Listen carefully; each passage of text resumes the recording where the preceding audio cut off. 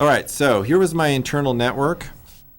When we're using a firewall, you call that hard shell soft center. And I want to note here, if you put an access point inside your internal network, that's great for people inside on their lovely laptops. But what about the people driving by, the bad guys? It's a great car. What about the bad guys driving by on their cars? Okay, so it's note, if you're in a sort of a corporate situation, even at your house, you need to be treating your access point more like it's over here than it's behind your network, okay? I don't, but corporate people should. And if you're at ODU, they definitely do it. So we need to remember open media means open access, potentially. And what we try to do with wireless security is we want to encrypt all of the traffic.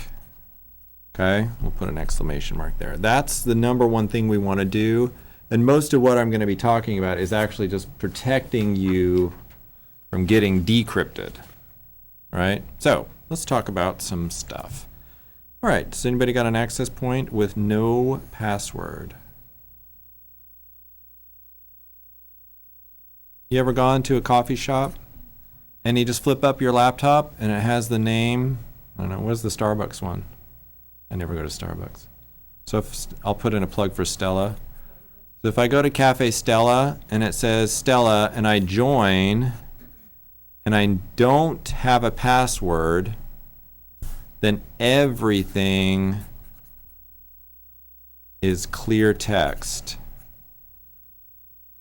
Okay? That's fun. Everyone that is connected to that access point or is within radio distance of your computer knows what you're doing.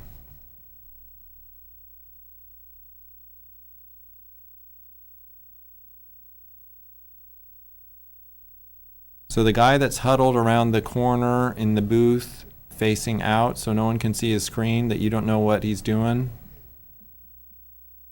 get on the network or get a sniffing program and you'll be able to see every website request they're doing. Now, this does free most content except if you're connected to something that is a secure website, okay? That will be encrypted. That's encrypted in your browser.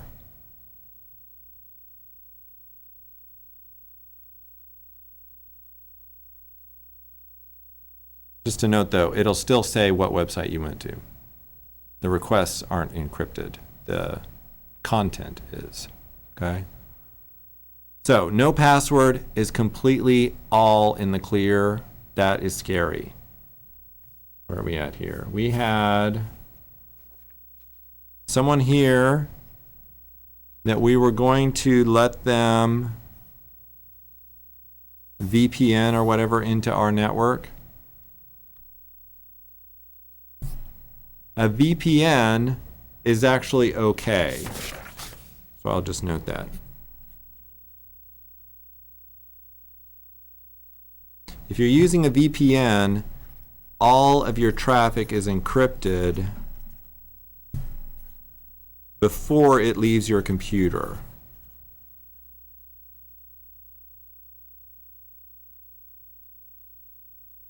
So with a VPN, you are okay. Right? Even on an open access point. But remember, when you go and you just check in your email, unless you're on HTTPS the whole time, people can read your email. That's why most, like Facebook now, defaults to HTTPS all the time. I think Google does too, or you can at least check a box. Is Yahoo changing over to it? That's good. Because most of the time, for a while, they were just doing the HTTPS for the username and password. And that meant once you're logged in, all the content came unsecured. Now, you just keep it always that way. So, open, or if there's no password, There's everything clear text. Remember that. It's so easy to use, though. Come on, why wouldn't you want to do that? That's pretty scary. All right, next up. There's a really old technique. They called it WEP. This is the oldest. Note here, this is totally insecure. Okay? It can easily be cracked. You either put here, I think it was either a 40-bit password or it might have been 128 was the maximum size. But you had a pre-shared key. So that password you typed in, the password you used to type in was used to encrypt all the traffic. We call that a static key. Okay, so remember our symmetric key, right? Everybody uses the same key to encrypt their traffic. This is fun. And it stayed the same all the time. And so there was so much traffic encrypted with that same key that it eventually became not a big deal to hack what the key was in the first place. And once you've hacked the key, you can decrypt all the traffic. By the way, you guys did a great job, or everybody out there, I guess, that did a password crack. Good job. Most of y'all got your 4 codes done. It was pretty easy, wasn't it? It's fun to see ones that there were people that had done different. I had a couple of people that had a 2-length key, and a bunch of those were hacked too. So way to go. All right, so WEP, it's totally insecure. So do not use that ever.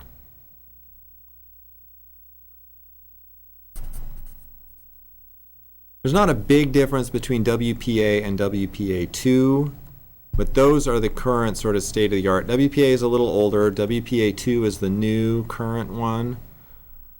What happens here is we have a pre-shared key, but it's used only once. That is, when we connect, you use the pre-shared key. After that, we use a new key. And I don't remember the number of seconds. Every few seconds, they start using a different key. And so the key is always changing. There's a word for that. What's the word?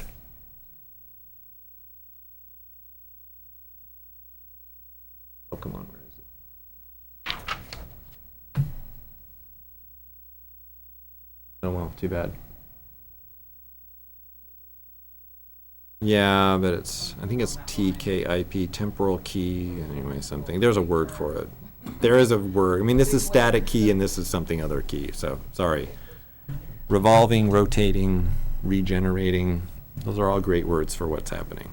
So this is WPA or WPA2. There's actually 2 modes to it. So this is the normal one you're probably using at home. You better be. Because by the way, if you're up here with no password, you know anybody can join your network, right? So speaking of the pre-shared key, so at my house, in my house I have a key for the network, and I just happened to be over hanging out with my neighbor, and he said, hey, you know, my wife, I think you have an unsecured network because my wife is connected to your network. And he was saying their internet connection had gone out and it was shut off, and his wife was like, no, I can get on the internet just fine. And so they looked on her laptop and she was using our thing. And so what happened was my wife had given her that key, and so she was connecting to our computer. Needless to say, I changed our password. And then I had to go through, but yeah, this is the one you type in. You know, I had to go through all my kids' iPods and type in the new key.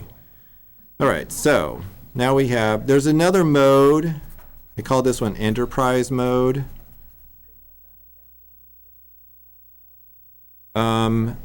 Doesn't guest work like this one though? I never did it. Yeah, don't do guest. That's a little, you would hope there'd be like well, just to make it convenient. Yeah, but then you have to get them. I would be scared of doing guest because I'd be afraid of Now I'm this. being afraid to be open, right? But I think there's a way on guest to have a separate password. It's TKIP, I think. Anyway, yeah, it's temporal key, I think. AES is a method of encryption. That is like what, these all use AES or variants of it. But yeah, okay. Well, anyway, we're at enterprise mode. So pre-shared key is where you're typing in a password to connect. Enterprise mode is a username and password. What is this called? So this is using an authentication database. Make sure I've got this all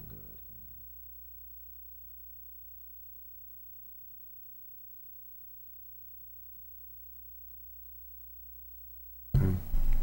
So I'm going to enter a username and password to get in. Okay. Now just a note up here, it's possible for people to eavesdrop on this first key exchange, and then they can get the new key. Does that make sense? So if someone gets a hold of your pre-shared key, they can listen to what's going on and then get the keys in. But it's hard because it goes so fast. Up here it's always the same key, and so they just have to figure out one key. Here they have to follow all the new keys as they go, but it's still possible to hack. This one is a lot harder. So we use an authentication database so that as you enter your username and password, the access point will actually authenticate itself.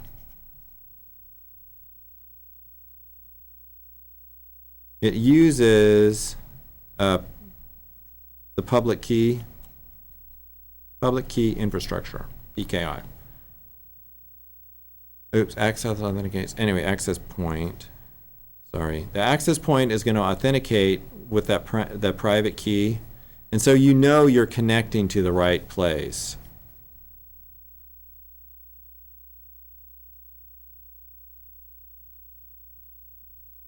That's really cool. Okay. So enterprise mode, this is what ODU uses when you connect. But I also should note here, I got all these things. With ODU, the access points are not in the trusted part of the network. They probably have multiple ports on their firewall, but the wireless network is separate from their wired network. So if I came in, I need to try it, but I'm pretty sure if I come into ODU and log in, I can't do normal ODU stuff that I can do when I'm inside on my computer. I should try it. There's two ODU networks, isn't there? Yeah, I think one or the other would be more secure. I think that's this one.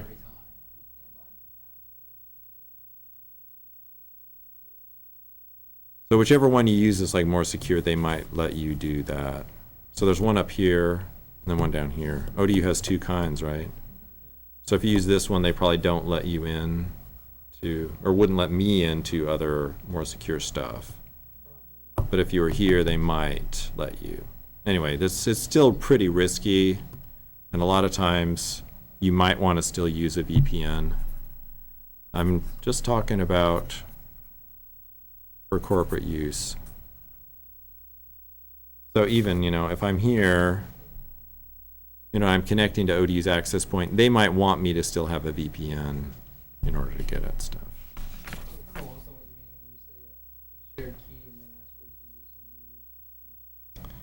Yeah. So the pre-shared key is that password that you typed in. So I type in like, I don't know, Monarch.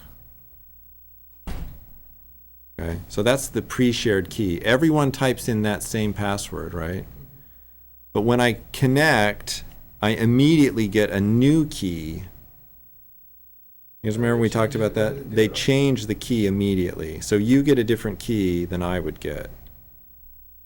So we log in with the same key, but we each use different keys as we're communicating. That's just a secure your connection.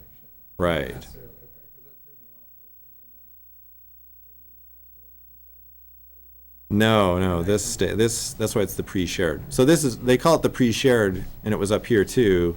This is the one when you go in the coffee shop, it might be on the chalkboard to log in, use blah, blah password. And I don't know why they always keep them open, because it's not that hard to just write on the chalkboard, use this key. They could change it every day. That way people would actually have to come in the coffee shop to get the password instead of sitting outside and connecting. But I don't run a coffee shop, so.